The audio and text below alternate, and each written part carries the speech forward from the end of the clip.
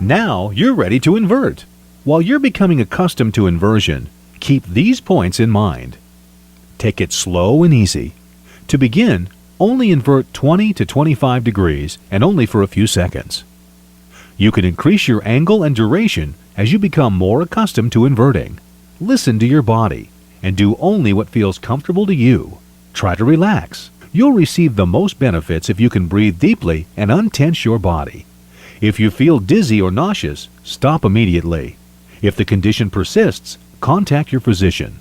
Refer to the owner's manual for more helpful suggestions.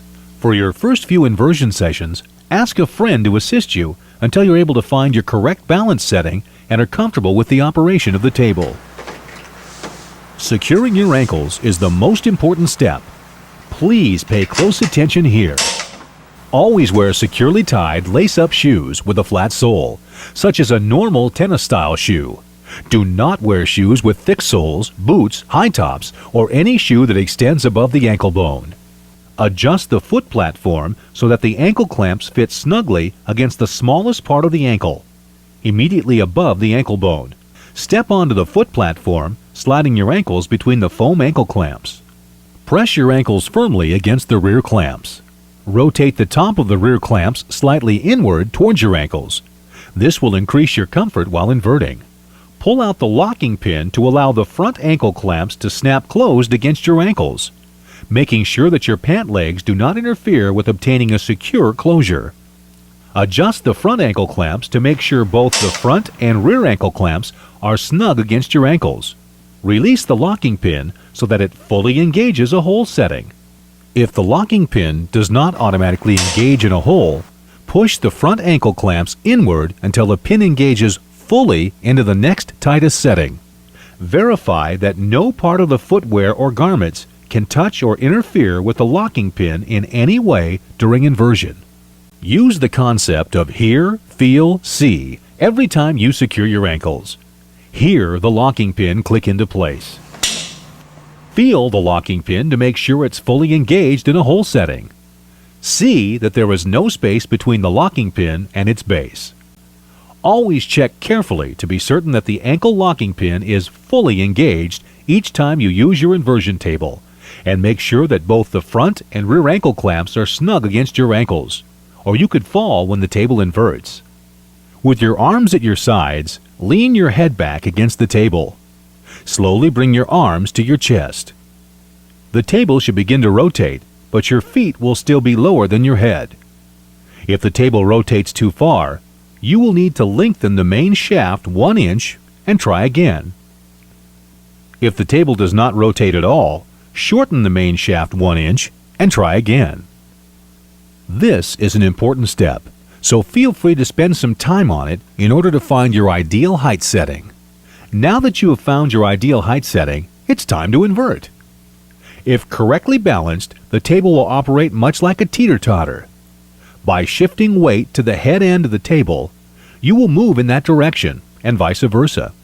Your arms will provide most of the weight needed to rotate the table.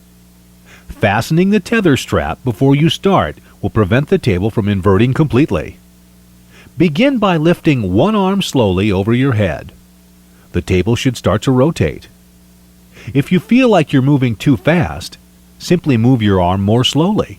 Try moving your arm gently back and forth to familiarize yourself with controlling the speed and angle of rotation. Now, rest your arm above your head and slowly begin lifting your other arm. When the table is at an angle you like, rest your arm on the table at whatever position it is in. To return to the upright position, slowly return your arms to your sides. In order to prevent dizziness and allow your back to recompress without discomfort, you should stop at several different positions on your way up. Since your body may have lengthened while inverted, arm movements alone may not be enough to return you to the upright position completely. Do not lift your head, sit up, or pull on the hand grips. Instead, simply bend your knees and shift your body weight towards the foot end of the table. It is important to note that most of the benefits of inversion can be achieved at an angle of 60 degrees, which is even with the rear legs of the A-frame. Many people never go beyond this angle. Some people, however, Enjoy the feeling of full inversion or rotating completely upside down. From this position, your body will hang freely from the table frame and you will have increased freedom of movement for stretching and exercise. To enable the inversion table to lock in full inversion, you will need to adjust the roller hinge setting to the A or B position, depending on your body type, and disconnect the tether strap. Once you lift your arms, the table should rotate almost completely upside down. You may need to assist the last few degrees of rotation by pushing on the floor or A-frame until the table pulls away from your back and stops against the crossbar of the A-frame. To release from this position, place one hand on the table frame over your shoulder and place the other hand on the A-frame in front of you. Pull both hands together. Slowly bring your arms and elbows back to your sides. Elbows protruding over the side of the table bed could get pinched between the A-frame and the table bed as you return upright. If your body has stretched and you do not return fully upright, bend your knees to shift your body weight to the foot end of the table. Studies have shown increased benefits when users have added movement with inversion. This section will demonstrate a few simple movements to help improve flexibility, stress relief, alignment, and lymph flow, as well as offer a way to build abdominal and quad strength with reduced loads to the spine and weight-bearing joints. As with any exercise program, you should stop immediately if you feel pain or discomfort. Confine all inverted activities to smooth movements. Do not use weights, elastic bands, or any other exercise or stretching device while on the inversion table.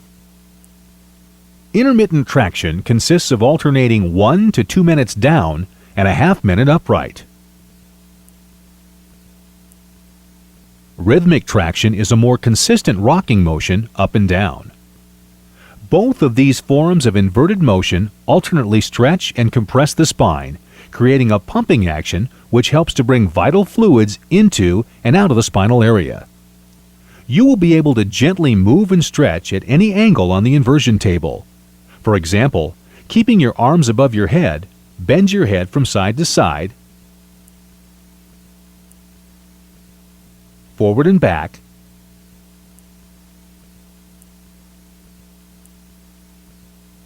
curl up to one side, and then the other.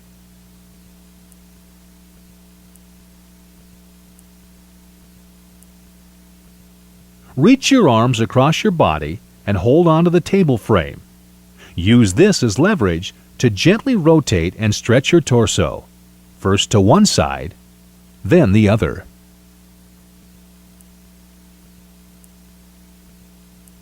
You can perform the same movements while fully inverted.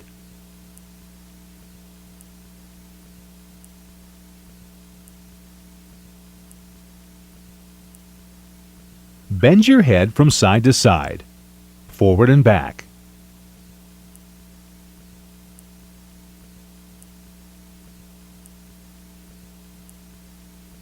Curl up to one side,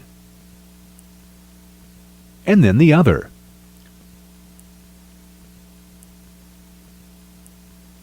Reach your arms across your torso and hold onto the table frame.